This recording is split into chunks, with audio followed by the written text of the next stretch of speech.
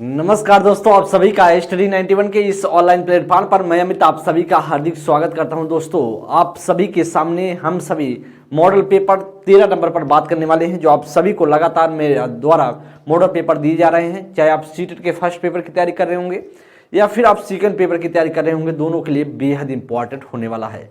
तो सभी बच्चों को ध्यानपूर्वक, हर प्रश्न को ध्यानपूर्वक आपको देखना है, प्रश्नों का आंसर देना है और बहुत अच्छा आप सभी का जो प्रश्नों का कलेक्शन किया गया है, बहुत बेहतरीन क्वेश्चन होंगे।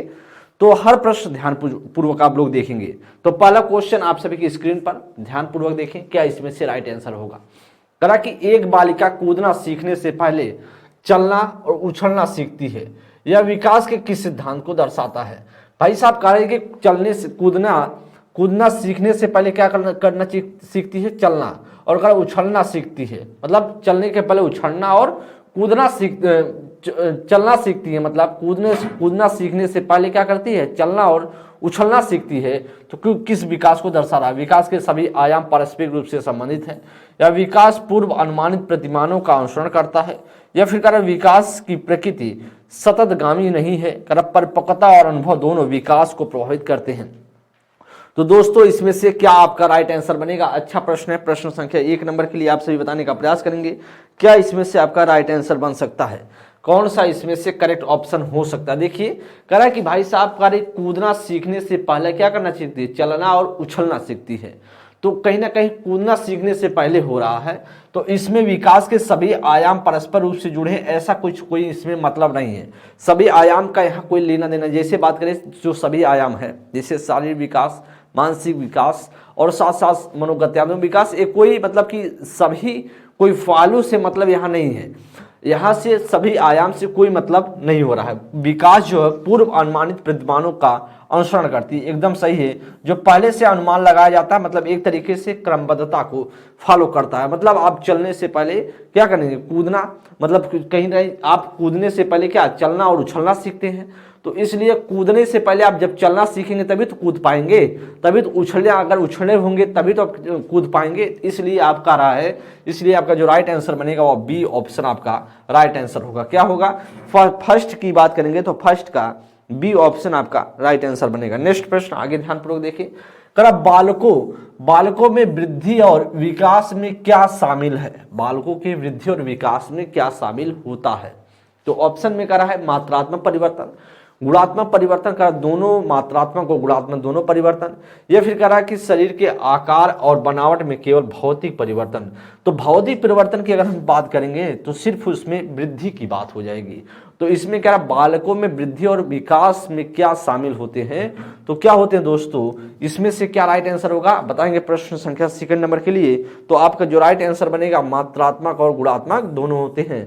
सी ऑप्शन आपका राइट आंसर बनेगा। सी ऑप्शन आपका इज द राइट आंसर। ध्यानपूर्वक वृद्धि और विकास, तो आपको पता है वृद्धि क्या है, वृद्धि एक मान लीजिए मात्रात्मक है, लेकिन जो विकास होता है मात्रात्मक गुणात्मक दोनों होता है। इसलिए आपका जो बनेगा वह सी ऑप्शन बन जाएगा। नेक्स्ट प्रश्न 3 नंबर के लिए करा कि निम्नलिखित में से कौन सा कारक भौतिक एवं सामाजिक दुनिया की जटिल शक्तियों को संबोधित करता है, जो किसी बालक के अनुभव को उसके विकास के दौरान प्रभावित करते हैं। प्रकृति या आनुवंशिकता, लालन पालन या क्रोमोजोम। तो बेहतरीन प्रश्न है। प्रश्न संख्या 3 नंबर के लिए बताएंगे क्या आपका राइट आंसर होगा। प्रश्न संख्या 3 के लिए इसमें से बताएं क्या आपका राइट आंसर होगा। दोस्तों, करा कि सामाजिक कारक भौतिक और सामाजिक दुनिया, तो लालन पालन की बात करेंगे तो लालन क्या होता है, लालन पालन एक तरीके से आप कर सकते हैं कि उसका आनुवंशिकता और उसके साथ साथ उसका जो वातावरण दोनों को भागीदारी मानता है लालन पालन। इसीलिए आपका सी ऑप्शन होगा। निम्नलिखित में से कौन सा कारक भौतिक और सामाजिक दुनिया की जटिल जो शक्तियों को संबोधित करता है। तो आपका लालन पालन होगा, क्योंकि आपको पता है सिर्फ आनुवंशिकता, सिर्फ प्रकृति ऐसा नहीं हो सकता। तो आप जानते हैं इसमें लालन और पालन दोनों होगा, जिसमें आपका आनुवंशिकता और उसका जो आनुवंशिकता के साथ साथ उसका जो वातावरण है दोनों भागीदारी रोल निभाएंगे। दोस्तों, आगे हम बात करते हैं, आगे हम बात करेंगे ध्यानपूर्वक आगे देखेंगे नेक्स्ट प्रश्न पर ध्यानपूर्वक। प्रश्न संख्या 4 तो सामाजिकरण से संबंधित प्रश्न है। करा कि निम्नलिखित में से कौन सी बच्चों के सामाजिकरण की प्राथमिक संस्था है। करा प्राइमरी एजेंसी की बात कर रहा है, कौन सा इसमें से होगा, स्कूल और पास पड़ोस, कर परिवार और संचार माध्यम, कर पास पड़ोस और शिक्षक, क्या करा परिवार एवं पास पड़ोस। दोस्तों स्कूल की बात करेंगे तो आप जानते हैं द्वितीयक के अंतर्गत आता है, पास पड़ोस प्राथमिक के। परिवार की बात करें प्राथमिक आएगा, लेकिन संचार माध्यम द्वितीयक के अंतर्गत आएगा, ना होगा ए ना होगा बी। पास पड़ोस प्राथमिक में आएगा, लेकिन शिक्षक की बात करेंगे द्वितीयक में चला जाएगा। तो परिवार और पास पड़ोस आपका राइट आंसर डी ऑप्शन आपका राइट आंसर बनेगा। प्राथमिक जो संस्था है वह आपका D option is the right answer. D option क्या होगा आपका करेक्ट आंसर बनेगा। नेक्स्ट प्रश्न आगे हम चलेंगे। नेक्स्ट प्रश्न चले, ध्यानपूर्वक देखिए। करेक्ट, कमल स्वयं को तर्क देता है। कमल क्या है, जो यह प्रश्न आप सभी लॉरेंस कोलबर्ग से प्रश्न है। करेक्ट, कमल क्या देता है, स्वयं से तर्क देता है कि यदि तनु उसे एक क्रेयोन देगी तो उसे भी एक क्रेयोन देगा। मतलब अगर आप मेरे लिए करोगे तो मैं आपके लिए करूंगा, मतलब वो हमें अगर देगी तो मैं भी उसे दूंगा, ताकि उपहारों के लेन देन में समानता हो। कमल लॉरेंस कोलबर्ग के विकास के जो नैतिक विकास के किस चरण को दर्शाता है। यांत्रिक उद्देश्य अभिनवीकरण, या अगर अच्छा लड़का अच्छी लड़की अभिनवीकरण, या फिर सामाजिक व्यवस्था निर्वहन अभिनवीकरण, या सामाजिक समझौता अभिनवीकरण। तो दोस्तों इसमें से क्या आपका राइट आंसर बनेगा। बेहतरीन प्रश्न है, इसमें से क्या राइट आंसर होगा। देखिए दोस्त बात करते हैं अगर तो लॉरेंस कोलबर्ग की अगर हम चर्चा कर लें तो इन्होंने जो अपना सिद्धांत दिया नैतिक विकास का सिद्धांत, इन्होंने 3 स्टेज पर इन्होंने अपना सिद्धांत दिया। तीनों स्टेज की अगर बात करें तो हर स्टेज में 2-2 इन्होंने सब स्टेज बनाए, टोटल मिलाकर 6 सब स्टेज पर ये बात करते हैं। अच्छा, जब हम 6 स्टेज पर अगर हम बात कर लेते हैं, 6 सब स्टेज पर अगर हम बात करें, 6 सब स्टेज पर अगर हम बात करें, ठीक है दोस्तों, तो इसमें से अगर हम बात किया जाए कि लॉरेंस कोलबर्ग का जो विकास किस चरण को दर्शाएगा, तो दोस्तों पहले की अगर हम बात करते हैं, पहला बोला जाता है जो उनका चरण है जिसे बोलते हैं पूर्व परंपरागत, और इसमें बोला जाता है नैतिकता बाहर से आती, मतलब नैतिकता आपका अभाव होता है। तो इसमें कहीं ना कहीं ऐसा हो रहा है ना कि अगर तुम अगर मुझे दोगी तो ही मैं आपको दूंगा। इसका मतलब कहीं ना कहीं एक तरीके से नैतिक बातें होती तो ऐसा नहीं कहता कि भाई आप अगर नहीं दोगी तो कोई बात नहीं है, मैं दे देता हूं, तो एक तरीके से नैतिक बातें हो गई। लेकिन नैतिकता एक तरीके से बाहर से आ रही है, अगर तुम मुझे दोगे तो मुझे आपको दूंगा, तो जिसे हम जानते हैं अहम केंद्रता अवस्था भी बोला जाता है। और पहला जो अवस्था है जिसे पूर्व परंपरागत बोलते हैं, उसमें 2 प्रकार से बच्चा निर्णय लेता है, दंड और आज्ञा के आधार पर, और बात किया जाए यांत्रिक सापेक्ष या अहम केंद्रता के आधार पर। तो अहम केंद्रता वाला आपका सही होगा, यांत्रिक उद्देश्य अभिनवीकरण वाला आपका सही आंसर बनेगा। तो 5th का जो ए ऑप्शन आपका राइट आंसर। 6 नंबर के लिए करा संज्ञानात्मक विकास के किस चरण में बच्चे एक दूसरे के साथ खेल संबंधी विचार साझा करते हैं। खेल संबंधी विचार साझा करते हैं और इस समझ को कि संकेत वस्तुओं को दर्शाते हैं, सुदृढ़ करते हैं, लेकिन संरक्षण करने में असक्षम होते हैं। दोस्तों करा संवेदी पेशी अवस्था, औपचारिक संक्रियात्मक अवस्था, पूर्व संक्रियात्मक अवस्था, मूर्त संक्रियात्मक अवस्था। अगर हम बात करें तो पहला आप जानते हैं दोस्तों जिसे हम बोलते हैं सेंसरी मोटर की अगर बात की जाए तो 0 से 2 वर्ष होता है। क्वेश्चन पढ़ेंगे, अगर औपचारिक संक्रियात्मक की बात करते हो तो इसका 11 से 15 वर्ष उन्होंने बताया। पूर्व संक्रियात्मक की उन्होंने बताया 2 से 7 वर्ष, और वहीं पर जो मूर्त की बात किया जाए तो उनके द्वारा बोला जाता है 7 से 11 वर्ष है। तो इसमें कहा कि संज्ञान विकास के किस चरण पर एक दूसरे के साथ क्या करते हैं, खेल संबंधी विचार क्या साझा करते हैं। तो आप जानते हैं प्रतीकों वाला खेल संबंधी बात किसमें करेगा, दूसरी अवस्था में बच्चा करता। आगे हम चलते हैं और इस समझ को संकेत वस्तु को दर्शाते हैं। तो आप देखेंगे कभी कभी 2 से 7 वर्ष का बच्चा कभी कभी अगर बैट बॉल खेलना हो तो ऐसे इशारा करता है, अगर कंचे खेलना हो तो ऐसे इशारा करता है। इसका मतलब कहीं ना कहीं वह खेल को प्रतीक के माध्यम से दर्शाने लगता है, लेकिन उसमें संरक्षण का अभाव होता, मतलब कंजर्वेशन नहीं कर पाता है। और इसका जो राइट आंसर बनेगा वह सी ऑप्शन आपका राइट आंसर होगा, जिसे बोलते हैं प्री ऑपरेशनल स्टेज। क्या बोलते हैं, प्री ऑपरेशनल स्टेज। आपका C option is the right answer. Next प्रश्न आगे चलेंगे, ध्यानपूर्वक देखेंगे। नेक्स्ट प्रश्न पर आगे हम चलते हैं दोस्तों, क्या इसमें से राइट आंसर होगा प्रश्न संख्या 7 को।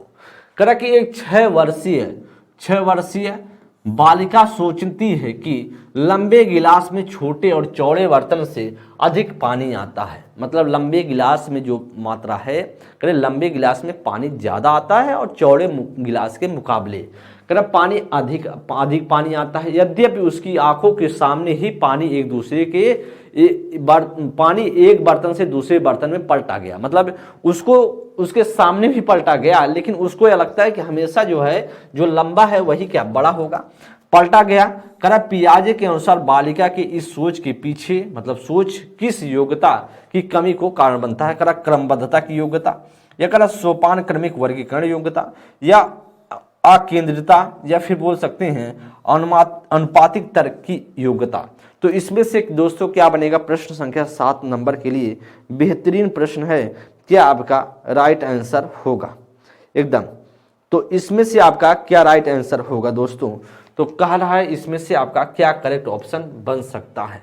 तो दोस्तों इसमें से जो बनेगा तो कहीं ना कहीं केंद्रीयता को दर्शा रहा है, कहीं ना कहीं एक बिंदु पर आप फोकस करके काम करेगी, मतलब जो लंबा है उसमें ज्यादा पानी है, और इसीलिए दोस्तों आपका बनेगा सी ऑप्शन आपका राइट आंसर होगा।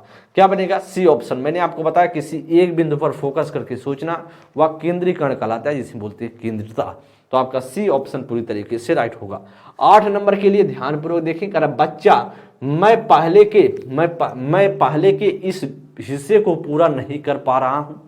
तो बच्चा कह रहा है, ठीक है। अध्यापक कह रहा है यहाँ कौन सा टुकड़ा आना चाहिए, क्योंकि ये बिल्ली के पैर है। बच्चा कहता पंजे। कर अध्यापक सही, कौन सा टुकड़ा पंजे जैसा दिखता है, तो बच्चा कहता है यह वाला, ठीक है। उपयुक्त बातचीत में सामाजिक जो अंतःक्रिया की इस विशेषता पर प्रकाश डाला गया है। कर अवलोकनात्मक अधिगम पर, का विवरणात्मक अधिगम पर, या पाड़ पर, या फिर करा कि जो संज्ञानात्मक संघर्ष पर।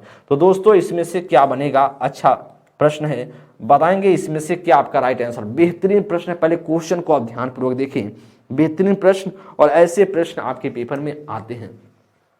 तो पहले क्या बच्चा कहता है, सजी देखो करा बच्चा क्या कर रहा है कि मैं पहले के इस हिस्से को पूरा नहीं कर पा रहा हूं, मतलब कहीं ना कहीं वह बीच में फंस जा रहा, मतलब कहीं ना कहीं बच्चा फंस रहा है। और फंसने की बात कौन कहता था, पाड़ की बात कौन करता था। अगर यहाँ पर सामाजिक अंतःक्रिया की बात कर लें तो सामाजिक अंतःक्रिया की बात कौन, वाइगोत्स्की। और वाइगोत्स्की का जो उन्होंने एक शब्द दिया था पाड़, उसी पाड़ में होता क्या, संकेत देना। पाड़ का मतलब क्या होता है, संकेत देना। कहीं ना कहीं देखिए अभी क्वेश्चन को पढ़ेंगे, संकेत देना कहीं ना कहीं आप देखेंगे तो पाड़ ही उत्तर होगा। कैसे, कर अध्यापक कहता है या कौन सा टुकड़ा आना चाहिए बिल्ली के, क्योंकि ये बिल्ली के पैर है। तो एक तरीके से सेट करने की बात कर रहा है, एक संकेत देने की बात हो रहा है, और इसीलिए दोस्तों आपका C option is the right answer. Question को देखेंगे स्कैन फोल्ड, जो आप जानते हैं स्कैन फोल्डिंग, वो आपका राइट आंसर सी ऑप्शन बनेगा।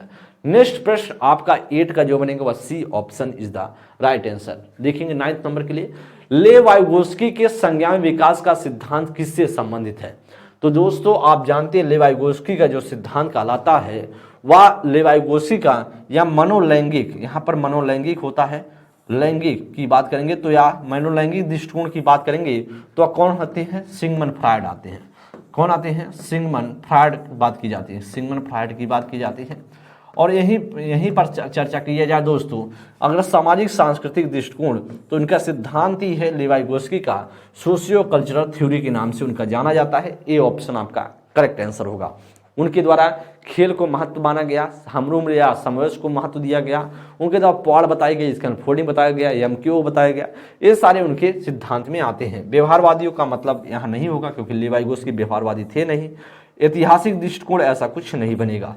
तो राइट आंसर आपका A option is the right answer. Next प्रश्न 10 नंबर के लिए, जीन पियाजे के सिद्धांतों पर आधारित एक रचनावादी कक्षा में बच्चे किस प्रकार से सीखते हैं।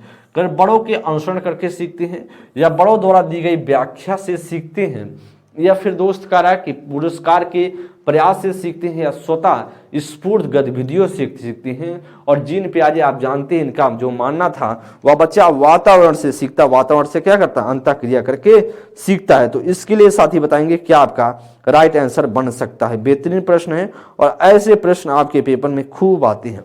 तो देखिए यहाँ पर बड़ों के अनुसरण करके सीखने का मतलब कहीं ना कहीं अनुसरण करके व्यवहारवादी मानते हैं, बड़ों का अनुसरण करके सीखे, तो इसका मतलब नहीं बनेगा। अगर व्याख्याओं को सीखना तो बड़ों द्वारा व्याख्याओं से, या भी जीन पियाजे का मतलब नहीं था। जीन पियाजे एक संज्ञानवादी थे, व्यवहारवादी उसे आते नहीं।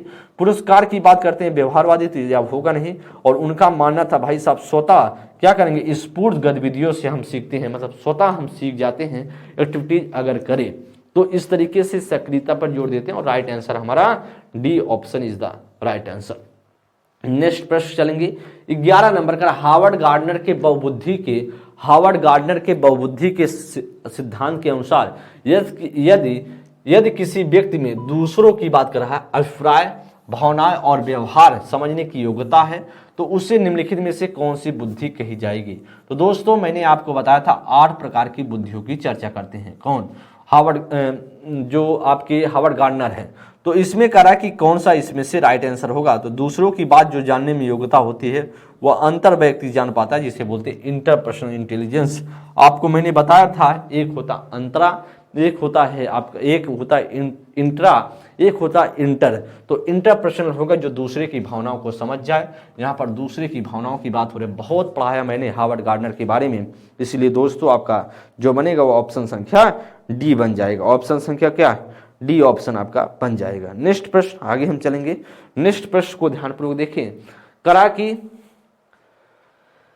प्रश्न संख्या 12 नंबर के लिए करा अध्यापकों को उदाहरण देते हुए महिलाओं को नर्स व अध्यापिका दिखाने से में तथा पुरुषों में डॉक्टर और पायलट दिखाने तक सीमित नहीं करना चाहिए। करा इससे क्या चिन्हित होता है? मतलब कहीं ना कहीं करा कि सिर्फ ये ना दिखाए महिलाएं जो है नर्स बन सकती है और अध्यापिका बन सकती है, पुरुष डॉक्टर सिर्फ बन सकते हैं और पायलट बन सकते हैं, यहाँ तक दिखाने में सीमित नहीं करना है। तो इससे क्या चिन्हित होता है?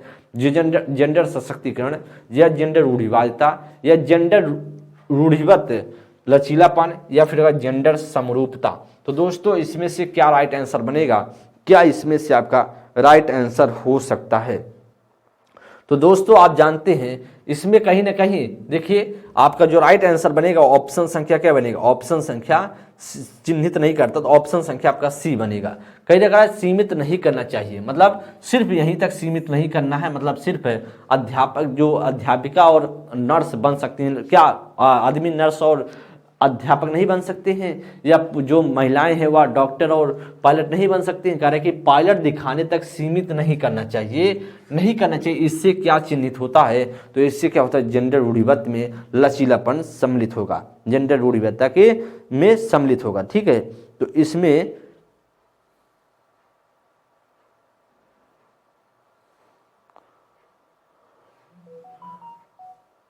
तो आपका क्या बनेगा? इसमें करा कि चिन्हित नहीं करता है, तो इसमें कहीं ना कहीं चिन्हित नहीं करना चाहिए। इसका मतलब कहीं ना कहीं दोस्तों आपका क्या बनेगा? ऑप्शन संख्या आपका सी बनेगा। क्या बनेगा? क्योंकि एक बिंदु पर फोकस नहीं कर रहा है। अगर एक बिंदु पर कहीं ना कहीं फोकस करता, अगर अध्यापकों को उदाहरण देते हुए महिलाओं को नर्स और अध्यापिका दिखाने तथा पुरुषों को डॉक्टर और पायलट दिखाने तक सीमित नहीं करना चाहिए, तो सिर्फ ऐसा सीमित नहीं करने की अगर बात होगी तो ऑप्शन संख्या सी बनेगा। नेक्स्ट प्रश्न, अगर कहना दिखाना चाहिए तो फिर रूढ़िवादिता बात हो जाती, तो एक जेंडर बायस की बात हो जाती। प्रश्न संख्या 13 कथन की बात कर रहा है। बच्चों के भाषाई विकास के लिए प्राथमिक स्तर की कक्षाओं में मुद्रित समृद्ध परिवेश आवश्यक है। करा कि बच्चों के जो भाषाई विकास के लिए बात किया जाए तो प्राथमिक स्तर पर कौन सी? करा कि समृद्ध मुद्रित परिवेश आवश्यक है, या कारण में करा कि भावनाओं की अधिगम में महत्वपूर्ण भूमिका है। सही विकल्प चुने। करे ए और आर दोनों सही हैं और आर व्याख्या करता एक ही। करे ए और आर दोनों सही हैं, आर व्याख्या नहीं करता एक ही। फिर कह रहा है कि ए सही है लेकिन आर गलत है, और ए और आर दोनों गलत है। दोस्त बताएंगे क्या इसमें से राइट होगा। प्रश्न संख्या 13 बेहद इंपॉर्टेंट प्रश्न है। इसमें से क्या आपका राइट आंसर बनना चाहिए? क्या इसमें से आपका राइट आंसर बनना चाहिए? कह रहा बच्चों के भाषाई विकास के लिए प्राथमिक स्तर की कक्षाओं में मुद्रित परिवेश आवश्यक है। तो मुद्रित परिवेश की बात कर रहा है, तो मुद्रित परिवेश आवश्यक है। ठीक है, यह तो बात तो कथन तो सही है।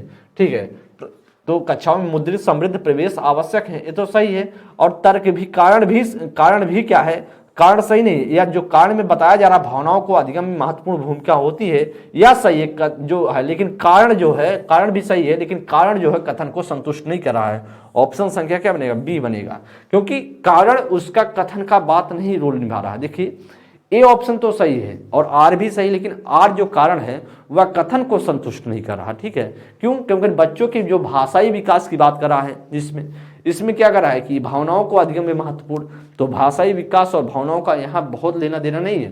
तरह कि इस मुद्रित परिवेश आवश्यक है, तो उसका कोई विकास एक्सप्लेनेशन नहीं बन रहा कथन में लिए, तो आपका बी ऑप्शन इसमें बनेगा। नेक्स्ट प्रश्न, करा कि 14 नंबर के लिए जब हरजोत को अपने प्रदत्त कार्य में सितारा नहीं मिलता, मतलब हरजोत कोई बच्चा है जो कार्य करा, प्रदत्त दिया गया कार्य जो है उसमें उसे क्या नहीं मिलता, उससे बात करें स्टार नहीं मिलता, तो अब बहुत परेशान हो जाती है। मतलब कोई हरजोत कोई बच्ची है परेशान हो जाती है, अपने कार्य के संदर्भ में दी गई किसी भी आलोचनात्मक टिप्पणी के प्रति वह रक्षात्मक रुख अपनाती है।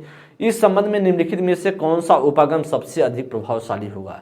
उसे रचनात्मक दृष्टिकोण देना और पना काम दोहराने के लिए देना, या सुनिश्चित करना कि उसे उसके हर प्रदत्त कार्य में सितारा मिले जिससे वह एक परेशान ना हो। या सुनिश्चित करना कि उसके किसी भी प्रदत्त कार्य में कोई सितारा या पुरस्कार ना मिले जिससे कि वह आदत ना पड़े।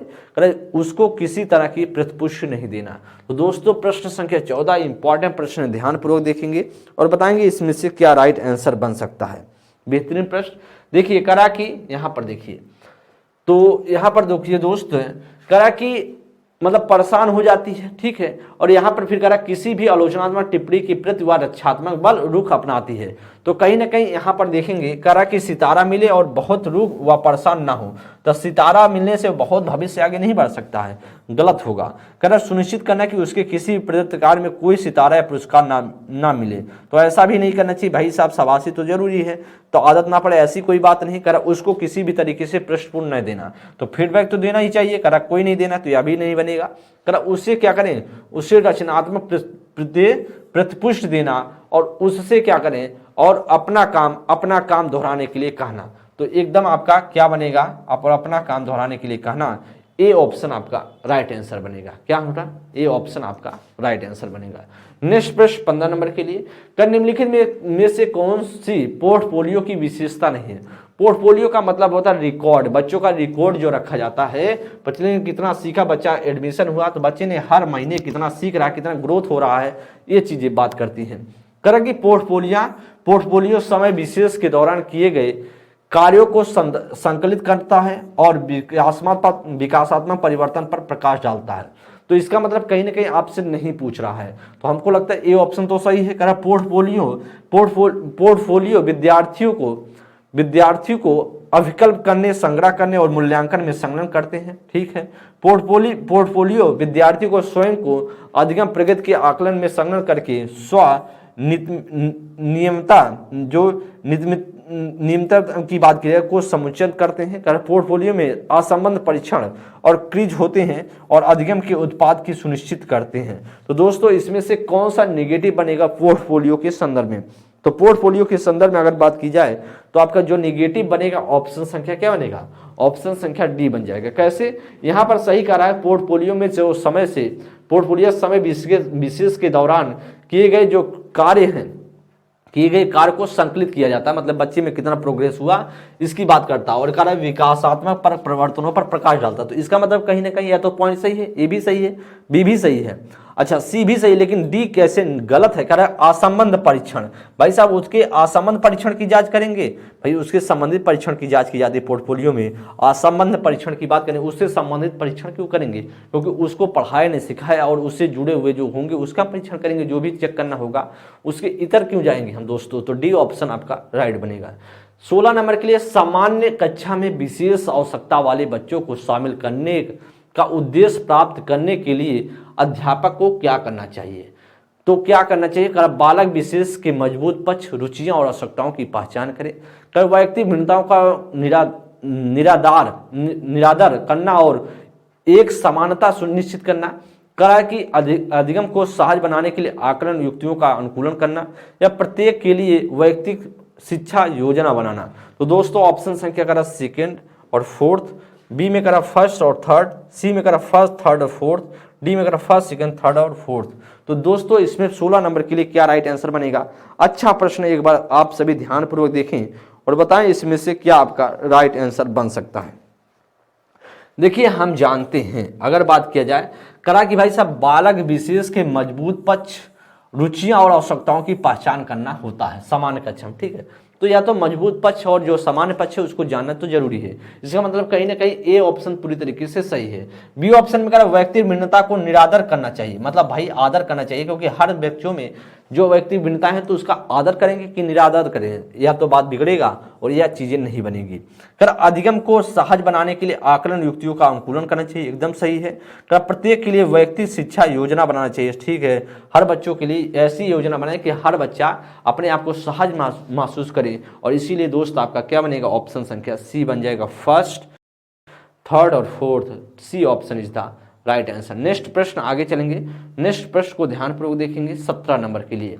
करा कि प्रकाश, ध्वनि, स्पर्श और अन्य सांवेगिक जानकारी के प्रति अति संवेदनशीलता, संचारण में शाब्दिक क्षीणता और अशाब्दिक होना, नित्य क्रमों पर अन्य व्यक्तियों की अति निर्भरता और दूसरों को नजर चुराना किन बच्चों के प्राथमिक लक्षण है। करा श्रवण अक्षमता के, बौद्धिक अक्षमता वाले, सोलिन स्पेक्ट्रम के, या दृष्टि अक्षमता के।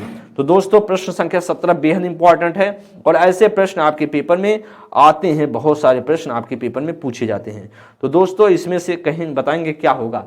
करा प्रकाश की बात कर रहा है, ध्वनि की बात कर रहा है, स्पर्श की बात कर रहा है, कहीं ना सांवेगिक जानकारी के प्रति संवेदनशीलता, कहीं ना कहीं उसमें बोलना, बच्चा शाब्दिक अशाब्दिक तरीके से बहुत शांत दिमाग से, शांति से क्लास में बैठा होता है, किसी से कम्युनिकेशन सही तरीके से नहीं कर पाता और अपने बातों को व्यक्त नहीं कर पाता है।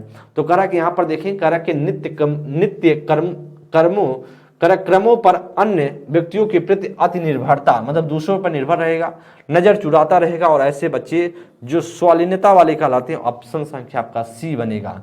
क्या भाई साहब श्रवण वाला कहलाता है, श्रवण वाला, बौद्धिक वाला, ये सारी चीजें नहीं करता है आपका। इस पे जो बात करे वह स्वालीनता वाला बच्चा कहलाता है, 17 का सी ऑप्शन। 18 नंबर के लिए निम्नलिखित में से कौन सी रणनीति कक्षा में सुविधा वंचित समूह से आने वाले बच्चों को शामिल करने के लिए प्रभावशाली नहीं रहेगी। और कौन सी प्रभावशाली नहीं रहेगी। कक्षा में होने वाली चर्चाओं में शामिल होने के अवसर देना, या विद्यालय की सभी गतिविधियों में बच्चों की सहभागिता सुनिश्चित करना, या बच्चों की उपस्थिति और ठहराव की नियमित मॉनिटरिंग, या समूह संबद्धता के आधार पर पृथक पृथक बैठने की व्यवस्था करना। बेहतरीन प्रश्न है, और ऐसा प्रश्न आप सभी के पेपर में पूछे जाते हैं। तो दोस्तों इसमें 18 नंबर की अगर हम चर्चा कर लें, सुविधा वंचित समूह से आने वाले बच्चा है, मतलब जो पिछड़ा वर्ग का बच्चा है, और कह रहा है कि बच्चों को शामिल करने के लिए प्रभावशाली नहीं रहेगी, मतलब कहीं ना कहीं हमें निगेटिव बात कर रहा है। अच्छा यहाँ पर तो ए ऑप्शन में आपका पॉजिटिव, क्योंकि अवसर देने की बात कर रहा है, कक्षा में होने वाली जो चर्चाएं हैं उसमें शामिल करना और अवसर देना, तो ये तो पॉजिटिव है, हमको ढूंढना निगेटिव, तो या तो बनेगा ऑप्शन नहीं। सहभागिता सुनिश्चित करना, यह भी सही है दोस्तों, कहीं ना कहीं नियमित उपस्थिति और ठहराव की नियमित जो मॉनिटरिंग की जाए, यह भी जरूरी है, लेकिन आपका डी ऑप्शन गलत है।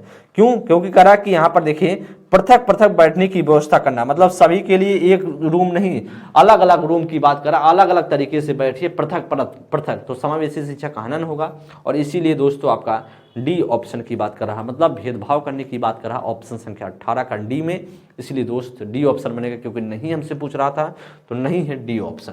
19 नंबर के लिए निम्नलिखित में से मिलान करें, तो दोस्तों क्या बनेगा, डिस्फेजिया का रहा है कि या फिर आपका डिस्प्रेक्सिया, या फिर यहाँ पर डिस्कैलकुलिया है, डिस्ग्राफिया है। आपके सामने देखिए क्वेश्चन लिखा गया है, वर्णन की बात कर रहा है, क्या आपका कहाँ पर बनेगा, अगर थर्ड फर्स्ट सेकेंड और फोर्थ, करा फर्स्ट फोर्थ सेकेंड और थर्ड, या करा कि आपका फोर्थ सेकेंड थर्ड और फर्स्ट और फोर्थ, या फिर आपका फोर्थ फर्स्ट, या फिर आपका थर्ड और सेकेंड। तो दोस्तों इसमें से क्या किसमें बनेगा, क्वेश्चन को ध्यानपूर्वक पहले एक बार आप देख लेंगे। बेहतरीन प्रश्न है, बेहतरीन प्रश्न है, अच्छा प्रश्न है, और इसके लिए बताएंगे क्या आपका राइट आंसर बनेगा।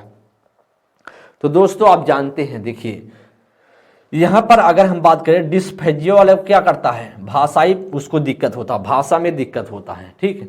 डिस्प्रेक्सिया में क्या होगा, वह गति चीजें नहीं कर पाता है, ठीक है। डिस्प्रेक्सिया में तो संतुलन नहीं कर पाएगा, सूक्ष्म गत्यात्मक नियंत्रण पर दिक्कत होगी। डिस्कैलकुलिया में गणना संबंधी होगा, गणना संबंधी, ठीक है, आपका बनेगा थर्ड की बात, सी का सी, और डी का क्या बनेगा, डी का आपका बी बन जाएगा। तो दिव्यांगता जो लिखने की योग्यता में प्रभावित करता है, डिस्ग्राफिया, तो कहीं ना कहीं पहले का चौथा, फिर दूसरे का पहला, तीसरे का तीसरा, और तीसरे का तीसरा, और चौथे का दूसरा। तो राइट आंसर क्या बनेगा आपका, D option is the right answer. क्या बनेगा, डी ऑप्शन पूरी तरीके से राइट हो जाएगा। तो दोस्तों ध्यान देंगे, तो क्या बनेगा, फोर्थ और इसके बाद बात करें तो फर्स्ट, और इसके बाद थर्ड, इसके बाद बात करेंगे सेकंड। तो यही आपका राइट बनेगा, ऑप्शन संख्या डी बन जाएगा, ऑप्शन संख्या डी बनेगा, 19 का डी ऑप्शन। नेक्स्ट प्रश्न आगे 20 नंबर के लिए, अध्यापक किस तरह के रचनात्मक चिंतन को पोषित कर सकते हैं? अध्यापक किस तरह के रचनात्मक चिंतन को पोषित कर सकता है? शिक्षार्थी पर सतत रूप से निगाह रखकर, या प्रत्येक शिक्षार्थी से निपुणता से कम कुछ अपेक्षित ना करना, शिक्षार्थी को समस्याओं के समाधान के लिए भिन्न भिन्न तरीकों के अपनाने के अवसर देना, या शिक्षार्थियों के बहुत ही कठिन गतिविधियों का चयन करके उन्हें अनुसरण के लिए सख्त निर्देश देना। बेहतरीन प्रश्न है दोस्त, 20 नंबर के लिए बताएंगे क्या आपका राइट आंसर बनेगा। 20 नंबर के मेरे साथ ही आप बताने का प्रयास करेंगे क्या इसमें से आपका करेक्ट ऑप्शन बन सकता है। बेहतरीन प्रश्न है, क्या इसमें से आपका करेक्ट ऑप्शन रचनात्मक चिंतन को पोषित करने की बात कर रहा है। शिक्षार्थी पर सतत रूप से निगाह रख करके, भाई निगाह रख करके नहीं करना है, भाई निगाह क्यों रखेंगे, पर सतत रूप से निगाह रखिए, नहीं अपेक्षित कर देना चाहिए, या भी दोस्तों नहीं बनेगा। शिक्षार्थी को निपुणता से कम कुछ भी अपेक्षित कर देना नहीं, गलत होगा। शिक्षार्थी की जो समस्याओं का समाधान के लिए भिन्न भिन्न तरीके अपनाने के लिए अवसर देना चाहिए, और आपका सी ऑप्शन बनेगा, क्योंकि रचनात्मक चिंतन को पोषित करने की बात कर रहा है। एक अध्यापक जो एक टीचर है, बच्चे में रचनात्मक एक क्रिटिकल थिंकिंग, एक तरीके से बात करें जो क्रिएटिव जो थिंकिंग की बात कर रहा है कि उसमें पोषित करने की बात करेगा। जब समस्याओं के समाधान के भिन्न भिन्न तरीकों को अपनाने का अवसर देगा तो बच्चा क्या होगा, अच्छा आगे रचनात्मक चिंतन कर पाएगा, और उसी का आपका सी बनेगा, नहीं बनेगा आपका डी। राइट आंसर आपका C option is the right answer. Next प्रश्न 21 नंबर को ध्यान देंगे। बच्चे को किसी समस्या का समाधान ढूंढने में किस क्रम को अपनाना चाहिए, किस क्रम को अपनाना चाहिए? समस्या की पहचान, परिकल्पना करना, परिकल्पना का परीक्षण, फिर आंकड़ों का संग्रहण करना, फिर आंकड़े संग्रहण करना, कर परिकल्पना करना, या फिर कर परिकल्पना परीक्षण, या फिर आंकड़े का विश्लेषण। समस्या को परिभाषित करना, समस्या का विश्लेषण करना, समस्या परिकल्पना बनाना, परिकल्पना का परीक्षण करना, समस्या का विश्लेषण, आंकड़े इकट्ठा करना, या फिर परिकल्पना बनाना और परिणाम की व्याख्या करना। तो दोस्तों इसमें से क्या बनेगा, बेहद इंपॉर्टेंट समस्या समाधान की चरण है, और ऐसे प्रश्न आपके पेपर में जब आते हैं तो आप पूरा गलती करके आ जाते हैं, एकदम आप क्या करते हैं, गलती करके आ जाते हैं। दोस्तों इसमें आपका क्या बनने वाला है, क्या इसमें आपका बनने वाला है, एकदम बताएंगे क्या इसमें आपका राइट आंसर बनेगा। तो दोस्तों आप जानते हैं इसमें क्या बनेगा। इसमें अगर हम बात किया जाए तो सबसे पहले हम क्या करते हैं, देखिए यहाँ पर हम सबसे पहले समस्या को, अगर समस्या में कोई बच्चा है फंसा है तो सबसे पहले तो समस्या को परिभाषित किया जाएगा। क्या किया गया, समस्या को परिभाषित किया जाए, ठीक है, समस्या को परिभाषित किया जाएगा, फिर समस्या का विश्लेषण करेंगे, ठीक है, फिर परिकल्पना जो विश्लेषण करके हम परिकल्पना बनाएंगे कि भाई उससे जुड़ा हुआ चीजें कैसे बनाएं, फिर उसका टेस्ट करेंगे, सी ऑप्शन आपका बनेगा। जब भी बनेगा आपका सी ऑप्शन बनेगा, क्यों, क्योंकि पहले तो हम समस्या की पहचान, परिकल्पना बनाना, परिकल्पना का परीक्षण, आंकड़े संग्रहण नहीं, देखिए आंकड़े का संग्रहण जो बीच में होता है, पर जो संग्रहण होगा वो बीच में होगा, परिकल्पना का जो परीक्षण होगा लास्ट में होगा, तो लास्ट में ठीक है आपका सी ऑप्शन बनेगा, ना कि आपका ए बनेगा, ना कि बी बनेगा, क्योंकि विश्लेषण की बात बीच लास्ट में हो रही है। यहाँ पर व्याख्या की बात देखिए, यहाँ पर विश्लेषण फिर कह रहा है परिकल्पना बना, तो उल्टा सीधा लिखा गया है, आपका जो बनेगा ऑप्शन संख्या सी बनेगा। दोस्तों नेक्स्ट प्रश्न आगे चलेंगे 22 नंबर के लिए। जब शिक्षिका जो या मानती है कि उसकी कक्षा का प्रत्येक छात्र अधिक अध्ययन करने से अपना प्रदर्शन सुधारने में सक्षम है, बच्चों की सफलता के श्रेय किसको देती है? बच्चे की योग्यता को, या बच्चे के प्रयत्न को, बच्चे की घबराहट को, या बच्चे की जो आनुवांशिक रचना को। तो दोस्तों 22 नंबर के लिए क्या राइट आंसर बनेगा, ध्यानपूर्वक आप देखेंगे, बताने का प्रयास करेंगे क्या आपका राइट आंसर हो सकता है। शिक्षिका या मानती, क्या मानती है, करे कि उसकी कक्षा का प्रत्येक जो छात्र है अधिक अध्ययन करने से अपना प्रदर्शन सुधारने में सक्षम है। इसका मतलब कहीं ना कहीं बच्चा अपना लगातार मेहनत कर रहा है, लगातार वर्क कर रहा है, कहीं ना कहीं उसकी योग्यता को हम नहीं, उसके प्रयत्न को, उसके जो लगातार क्या मेहनत कर रहा है, प्रदर्शन सुधारने में सक्षम है। इसका मतलब कहीं ना कहीं उसको प्रयत्न बच्चा लगा हुआ है, और बच्चे के प्रयत्न को हम क्या करेंगे, उसके श्रेय देंगे, उसके एफर्ट्स को, क्या बच्चे के एफर्ट्स को हम मानेंगे कि उसका सफलता का श्रेय है। नेक्स्ट प्रश्न आगे बात करें 23 नंबर के लिए। एक अध्यापक को बहुत अधिक अपेक्षाएं किसकी रखनी चाहिए? एक टीचर को बहुत अधिक अपेक्षा किसको रखेगा? ऑप्शन देखेंगे, केवल प्रतिभाशाली विद्यार्थियों से अपेक्षा रखें, या जेंडर और वर्ग को ध्यान में ना रखते हुए सभी विद्यार्थियों से अपेक्षा रखें, या विशेष श्रेणी के संबंध विद्यार्थियों को छोड़कर सभी विद्यार्थियों से, अगर भिन्न भिन्न विषयों में लड़कों लड़कियों में अलग अलग अपेक्षाएं, जैसे कि गणित में लड़कों और भाषाओं में लड़कियों। तो दोस्तों आपका 23 नंबर के लिए क्या राइट आंसर बनेगा? बेहतरीन प्रश्न है। 23 नंबर के लिए आप बताएंगे क्या आपका राइट आंसर बन सकता है। जी देखिए, करा कि यहाँ पर ध्यान दें, अध्यापक को बहुत अधिक अपेक्षा किससे रखनी चाहिए? केवल प्रतिभाशाली। क्या समान बच्चा नहीं कर सकता? कर सकता है, गलत होगा। करा कि विशेष बात हो रहा है इसमें। करा किसी श्रेणी में, करा किसी श्रेणी में संबंध विद्यार्थियों को छोड़कर सभी विद्यार्थियों, करा किसी श्रेणी को छोड़कर, तो कहीं ना कहीं समावेशी का हनन होगा। यहाँ भी करा कि यहाँ रूढ़िवादी बातें हो रही, क्यों? क्योंकि करा लड़कों के लिए जो गणित में और लड़कियों के लिए भाषाओं में, तो रूढ़िवादी बात हो रही है, तो या तो नहीं बनेगा। ऑप्शन संख्या बी बनेगा। कैसे बनेगा? करा जेंडर और वर्ग को ध्यान में ना रख करते हुए सभी विद्यार्थियों से, मतलब हम जेंडर वर्ग की बात नहीं छोड़ देंगे भाई। ऐसा क्या कोई जेंडर कर सकता है और कोई अदर जेंडर, जैसे लड़की है लड़का है, या अलग अलग ऐसा कुछ बांटा है किसी ने कि दोनों में क्षमता है, दोनों कर सकते हैं। करा कि जेंडर वर्ग को हम क्या करेंगे? ध्यान से ना रखते हुए सभी विद्यार्थियों से हम अपेक्षाएं रखेंगे, और राइट आंसर हमारा बी बन जाएगा। राइट ऑप्शन देश का बी ऑप्शन। प्रश्न अच्छा था। नेक्स्ट प्रश्न 24 नंबर के लिए, करा किस दृष्टिकोण के अनुसार अधिगम एक सक्रिय और सामाजिक प्रक्रिया है? क्या सामाजिक संरचनावादी, या फिर करा व्यवहारवादियों के हिसाब से, या सूचना प्रक्रिया वाले को, या संरचनावादियों को? तो आप जानते हैं किसके अनुसार, या जो अधिगम एक सक्रिय और सामाजिक प्रक्रिया किसके अनुसार है? तो दोस्तों अच्छा प्रश्न है। आप जानते हैं ये आप क्या होगा? सामाजिक संरचनावादियों के हिसाब से आपका ए ऑप्शन बनेगा। क्या बनेगा? सामाजिक संरचनावादी मानते हैं कि जो एक अधिगम क्या है, वो एक सक्रिय और सामाजिक प्रक्रिया है। ए ऑप्शन आपका राइट आंसर बनेगा। नेक्स्ट प्रश्न आगे 25 नंबर के लिए, क्या पीटर कहता है, पीटर कोई बच्चा कहता है मैं असफल हूं क्योंकि मैं मूर्ख हूं, और इसका मतलब है कि मैं हमेशा ही असफल होऊंगा।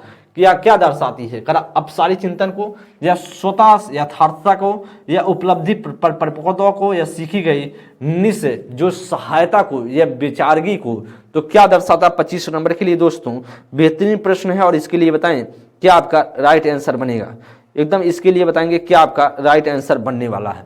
थोड़ा सा अब सारी चिंता का कोई यहाँ मतलब ही नहीं है।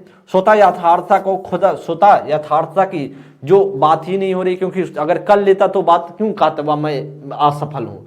तो स्वतः यथार्थता की कोई मतलब यहाँ भी नहीं बने। उपलब्धि परिपक्वता की कोई मतलब नहीं, अगर उपलब्धि हासिल कर लेता है तो असफल क्यों कहता है। और इसमें सीखी गई जो निस्सहायता है, बेचारगी को दर्शाता है। तो आपका 25 का डी ऑप्शन आपका राइट आंसर हो जाएगा। नेक्स्ट प्रश्न आगे ध्यानपूर्वक देखेंगे जी 26 नंबर के लिए दोस्तों, राष्ट्रीय शिक्षा नीति 2020 के अनुसार किसका प्रयोग किसको प्रोत्साहित करने के लिए करना चाहिए? कंठस्थीकरण या स्मरण को, या कंठस्थीकरण या समालोचनात्मक चिंतन को, जनित अधिगम या समालोचनात्मक चिंतन को, या अनुभव जनित अधिगम और प्रत्यास्मरण को? बेहतरीन प्रश्न है। किसके अनुसार राष्ट्रीय शिक्षा नीति 2020 के अनुसार किसका प्रयोग किसको प्रोत्साहित करने के लिए करना चाहिए? बेहतरीन प्रश्न, और इसके लिए दोस्त बताएंगे क्या आपका राइट आंसर होगा। तो दोस्तों जानते हैं यहाँ पर अगर हम बोले फिल करें, राष्ट्रीय शिक्षा नीति 2020 के अनुसार जनित अधिगम का प्रयोग समालोचनात्मक चिंतन को प्रोत्साहित करने के लिए करना चाहिए। आपका राइट आंसर क्या बनेगा? C option. देखिए यहाँ पर कैसे कटेगा, कंठस्थीकरण और प्रत्यास्मरण अपने आप से गलत है, इसको प्रोत्साहन करने की कभी बात नहीं होगी। कंठस्थीकरण अपने आप से गलत है, यहाँ पर प्रत्यास्मरण है, अपने आप से क्या हो जाएगा? गलत हो जाएगा दोस्तों। तो सी ऑप्शन पूरी तरीके से राइट आंसर बनेगा, जो 26 का सी ऑप्शन। नेक्स्ट प्रश्न आगे 27 नंबर के लिए, विद्यार्थियों के अधिगम में उन्नति होने की संभावनाएं कब है? बच्चे के जो अधिगम बच्चा कर रहा है उसमें उन्नति कब हो सकती है? अधिगमकर्ताओं के व्यक्तिगत और सांस्कृतिक अंतरों को ध्यान में न रखते हुए प्रत्येक को एक समान अध्ययन सामग्री दी जाए। अध्ययन सामग्री को संकल्पनात्मक ढांचे में सुव्यवस्थित किया जाए। अध्ययन सामग्री को जानकारी के छोटे असंबंधित अंशों में विभाजित किया जाए। अध्ययन सामग्री में परिभाषाओं को सूची हो जिसमें कोई उदाहरण नहीं हो। तो दोस्तों इसमें से कौन सा संभावना उन्नति होने की संभावना कम है? तो दोस्तों इसमें से क्या राइट आंसर बनेगा? 27 नंबर प्रश्न अच्छा है, और इसके लिए दोस्तों आप कमेंट करें क्या इसका आपका राइट आंसर बनेगा। देखिए करा कि विद्यार्थियों के अधिगम को उन्नति होने की संभावना कब है, कि कब संभावना सबसे अधिक बनेगी, कब बच्चे में संभावना कि बच्चा उन्नति कर सकता है सबसे ज्यादा किस में बन रहा है ऑप्शन में। कारण यहाँ पर देखिए अधिगमकर्ताओं के व्यक्तिगत और सांस्कृतिक अंतरों को ध्यान में ना रखते हुए, तो भाई साहब जरूर हम ध्यान देंगे उसके इंडिविजुअल डिफरेंसेस को, उसके सांस्कृतिक अंतरों को जरूर ध्यान देंगे। कारण ना देखते हुए एक समान अध्ययन सामग्री, तो सबको कैसे दे सकते हैं दोस्तों एक समान, क्योंकि व्यक्ति भिन्नताएं गलत होगा। अच्छा बी ऑप्शन कैसे बनेगा, अध्ययन सामग्री को संकल्पनात्मक ढांचे में सुव्यवस्थित किया जाए, तो बच्चे के जो संकल्पनात्मक ढांचे उसको अध्ययन सामग्री को ढांचे में अगर कन्वर्ट कर देंगे तो बच्चे के अनुरूप हो जाएगा, आपका बी ऑप्शन बन जाएगा। कर अध्ययन सामग्री को जानकारी के छोटे असंबंधित अंशों में विभाजित करके, तो ऐसा कोई बात नहीं बनेगा, सी ऑप्शन भी नहीं। और यहाँ पर डी में जो उदाहरण नहीं है, इसमें कोई भी उदाहरण नहीं है, परिभाषाओं की सूची हो और कोई भी एग्जाम्पल ना हो, तो भाई साहब एग्जाम्पल से बच्चा सीखता है कि सिर्फ रट्टा मार के आप सिखा सकते हो, तो आपका बी ऑप्शन क्या बनेगा, एकदम राइट आंसर बन जाएगा।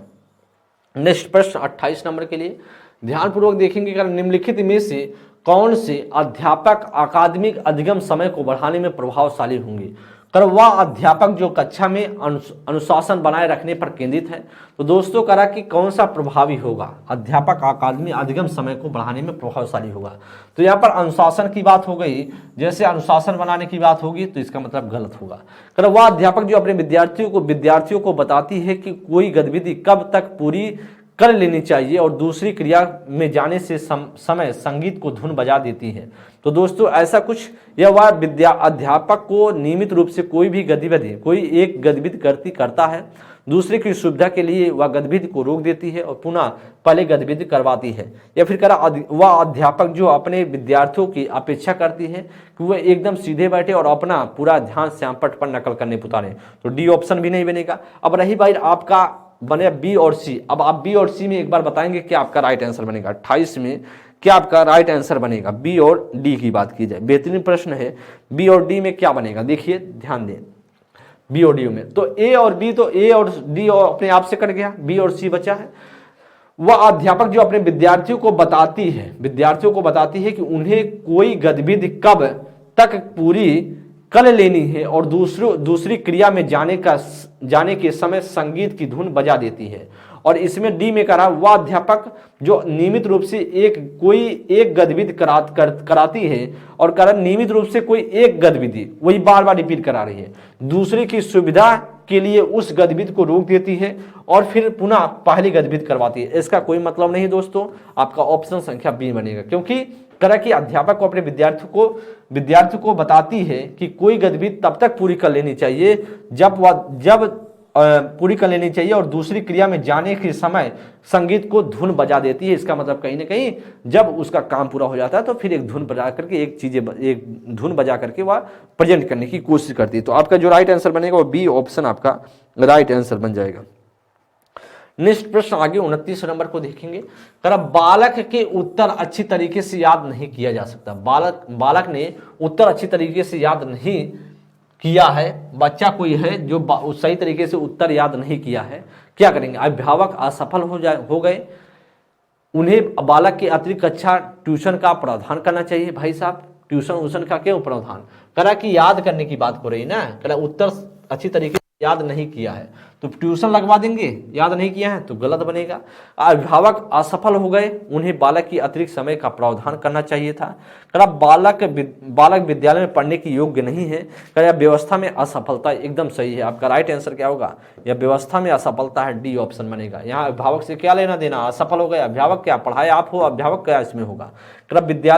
बालक विद्यालय में पढ़ने की योग्य नहीं है, भाई क्यों नहीं योग्य है, सब योग्य है, इसमें ऐसा कुछ नहीं कर सकते। आपका डी ऑप्शन पूरी तरीके से 29 का डी ऑप्शन आपका राइट आंसर बनेगा। 29 का क्या बनेगा दोस्तों, 29 की अगर बात की जाए तो आपका D option is the right answer. Next प्रश्न आगे, आज का अंतिम प्रश्न ध्यानपूर्वक आप लोग देखेंगे। विद्यार्थियों को अर्थ ग्रहण करने में अपनी स्वाभाविक रुचियों को पोषित करने के लिए अवसर मिलना चाहिए, जैसे कि तरह तरह की वस्तुएं का प्रयोग और प्रशिक्षण करना, मानस मंथन और चर्चा करना। एकदम सही। तो बच्चों को ऐसा मिलना चाहिए जो कथन में लिखा गया है, जो अर्थ ग्रहण करने के लिए बच्चों को रुचियों के हिसाब से स्वाभाविक जो रुचियां हैं पोषित करने के लिए अवसर मिलने चाहिए। एकदम आपका कथन पूरी तरीके से राइट है। कारण में कह रहा है दोस्तों, अधिगम एक प्रकृति जो होती है वह क्रियाशील होती है। आप जानते हैं क्रियाशील होती है और सामाजिक प्रक्रिया होती है। तो ये सही विकल्प को चुनेंगे तो इसका मतलब कहीं ना कहीं जो कारण है वह भी सही है और कारण कथन को पूरी तरीके से संतुष्ट कर रहा है, क्योंकि सामाजिक और क्रियाशील प्रक्रिया इसीलिए क्या है, इसीलिए दोस्तों वह एक स्वाभाविक रुचियों को पोषित करना चाहिए। जब उसके स्वभाव में है तो इसके समाज में, उसके जो प्रकृति में है, उसकी क्रियाशीलता में है, तो इसीलिए जो कारण है वह कथन को पूरी तरीके से संतुष्ट भी कर रहा है। और राइट आंसर क्या बनेगा, ए ऑप्शन पूरी तरीके से करेक्ट हो जाएगा दोस्तों। इस तरीके से बात की जाए तो यह प्रश्न आपको ध्यान में समझ गए होंगे। देखिए आगे अगर हम कथन की बात करें, कारण की बात करें, ऑप्शन पढ़ने की कोई जरूरत नहीं है। क्यों? क्योंकि कारण से और कथन से स्पष्ट हो गया, क्योंकि वही चीजें लिखा गया है। आप समझ रहे हो, बार बार ऐसी चीजें आती हैं तो फिर कोई बार बार रिपीट करने का कोई मतलब नहीं है। कथन को समझिए, कारण को समझिए और फिर क्या इसमें बनने वाला है उसी को बात को समझ जाएंगे दोस्तों। इस तरीके से आपके सामने मैंने 30 प्रश्नों के साथ आप सभी के सामने मॉडल पेपर जो होता है, चाहे आप सीटेट का फर्स्ट पेपर की तैयारी कर रहे हो, सेकंड पेपर, या जो मॉडल पेपर था वह सीटेट का सेकंड पेपर का मॉडल पेपर था। तो या बच्चे जो सीटेट की सेकंड पेपर की तैयारी कर रहे होंगे उनके लिए बेहद इंपॉर्टेंट होगा, और जो फर्स्ट लेवल की तैयारी कर रहे हैं उनके लिए भी इंपॉर्टेंट हो। क्यों? क्योंकि क्वेश्चन अगर स्टैंडर्ड हो गया तो इस तरीके से क्वेश्चन कहीं ना कहीं बनाए जाएंगे और उससे आपको सरलता मिलेगी दोस्त। इस तरीके से आप लोग दोनों बच्चों के लिए बहुत महत्वपूर्ण। हम सभी अच्छे से पढ़ते रहें, स्वस्थ मस्त रहें। अगली क्लास में मिलेंगे दोस्तों, तब तक के लिए बहुत बहुत धन्यवाद आप सभी। आप सभी को जैसा भी क्लास लगा हो एक बार आप सभी कमेंट करने की कोशिश कीजिएगा। Thank you.